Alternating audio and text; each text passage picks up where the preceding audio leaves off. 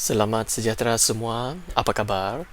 Diharapkan semua dalam keadaan yang baik-baik sahaja, terutamanya murid tingkatan 5 yang sedang menonton video ini.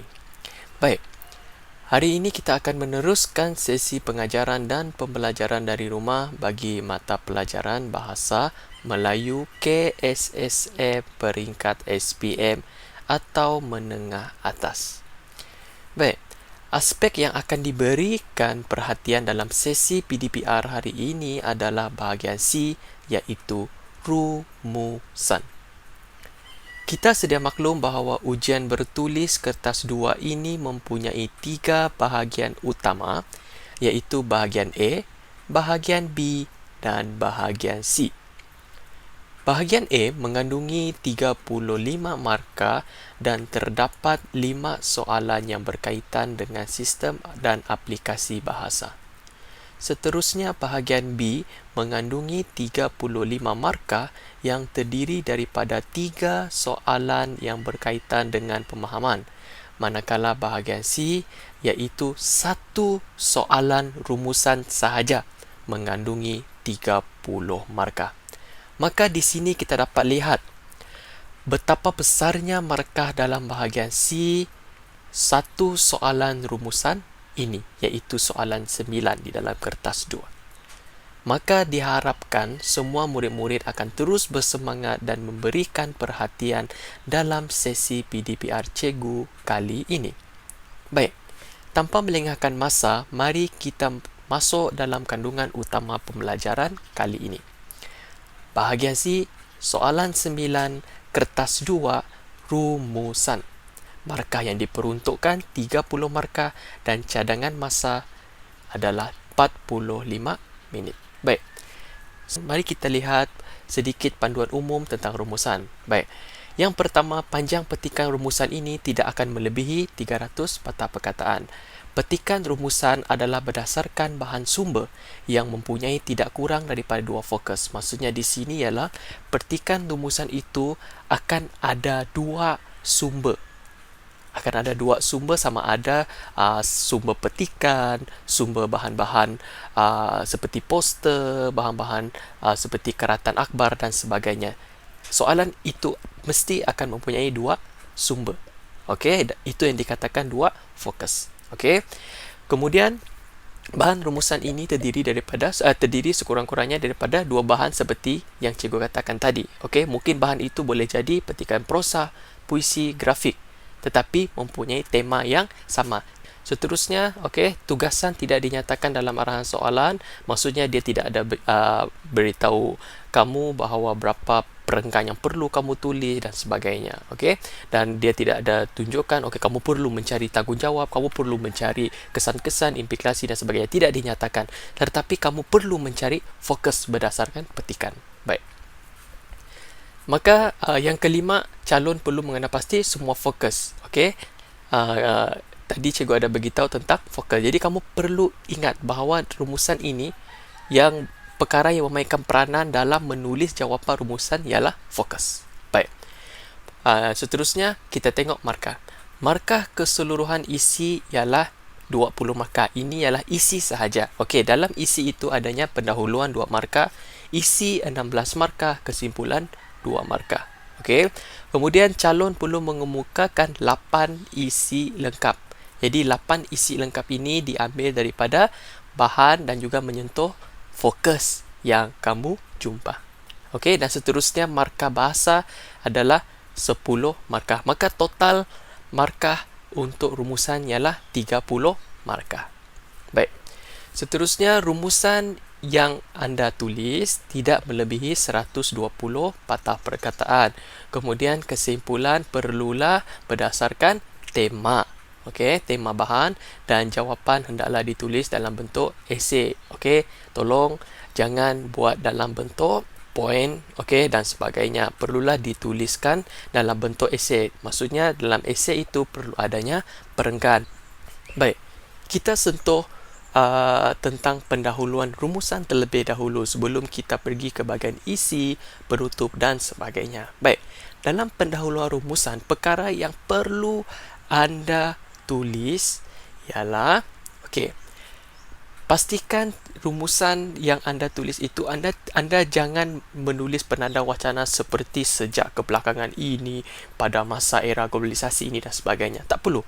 Itu hanya memberikan anda kerugian yang cikgu katakan kerugian, mungkin kerugian masa contohnya. Sebab untuk rumusan ini anda diberikan berapa? 45 minit. Jadi kita tak nak melengahkan masa kerana masih banyak perkara yang perlu anda titik beratkan. Jadi pendahuluan, sekiranya terdapat dua fokus, anda hanya perlu menulis rumusan membincangkan, kemudian fokus 1 dan fokus 2. Selesai, 2 markah. Maka pendahuluan, apabila anda menulis rumusan membincangkan fokus 1 dan fokus 2, anda akan mendapat 2 markah. Sekiranya anda menulis 1 fokus saja, maka markah pendahuluan anda hanyalah 1 markah. Okey. Itu adalah sekiranya pendahuluan mempunyai 2 fokus. Bagi pendahuluan yang mempunyai 3 fokus, anda juga perlu menulis ketiga-tiga fokus menggunakan menggunakan tanda baca koma, seterusnya dan. Okey. Contoh rumusan membincangkan fokus 1, fokus 2 dan fokus 3. Sekiranya daripada 3 fokus anda hanya menjumpai 2, sedangkan ianya ada 3 fokus, maka anda menulis 2 fokus saja, hanya 1 markah. Jadi semua murid haruslah mengenal pasti berapa fokus yang wujud berdasarkan soalan rumusan tersebut. Okey, kita akan pergi lebih mendalam mengenai rumusan ini. Baik. Isi rumusan. Baik. Tadi cikgu ada menekankan tentang fokus. Apa itu fokus? Okey, fokus di sini bukan bermaksud anda harus memberikan sepenuhnya perhatian di dalam soalan rumusan anda. Tidak. Okey, fokus yang ditunjukkan di sini ialah fokus, iaitu apakah soalan menghendaki anda jawab. Okey, dan setiap fokus itu ada pada setiap petikan. Tak kisahlah petikan 1 ke petikan 2, petikan 3 ke, petikan bertulis ke, petikan grafik ke, poster, mesti ada fokus.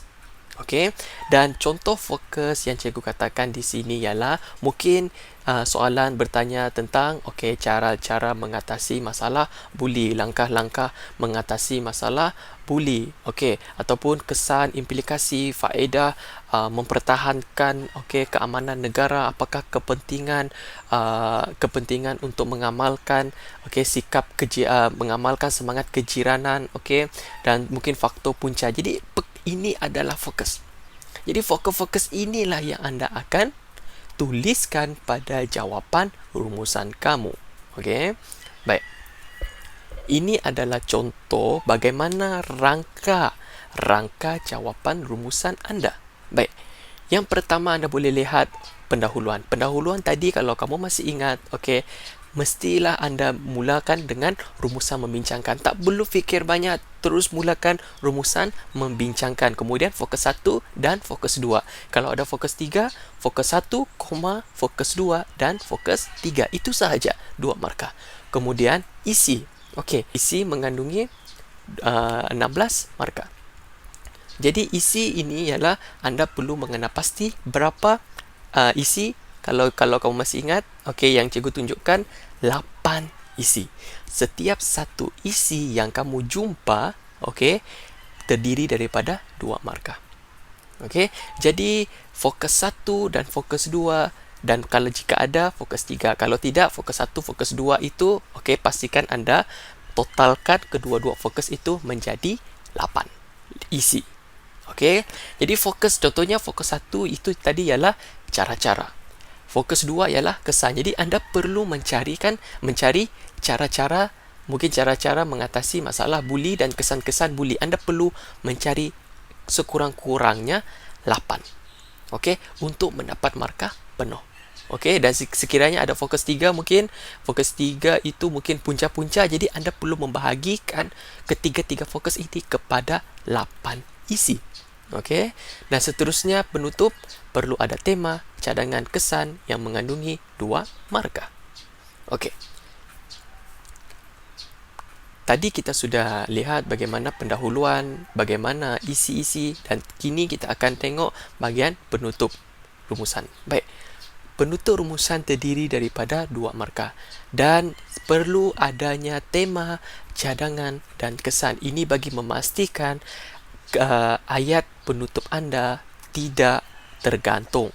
Okey, jadi perlu ada tema akan petikan, kemudian ada cadangan yang mungkin anda boleh mencadangkan, okey, dan kesan. Contohnya mungkin tema untuk petikan, soalan petikan contohnya ialah buli. Jadi mungkin anda boleh tulis di situ kesimpulannya masalah buli ini, okey, nampak ada buli adalah tema, cadangannya ialah okey, masalah buli ini perlu diatasi okey melalui pemantauan pihak berkuasa iaitu cadangan. Kesannya ialah agar sasiah murid dalam keadaan yang baik, itu ialah kesan. Jadi perlu ada ketiga-tiga aspek ini agar anda punya ayat untuk kesimpulan tidaklah tergantung. Okey, dan ingat satu ayat sahaja.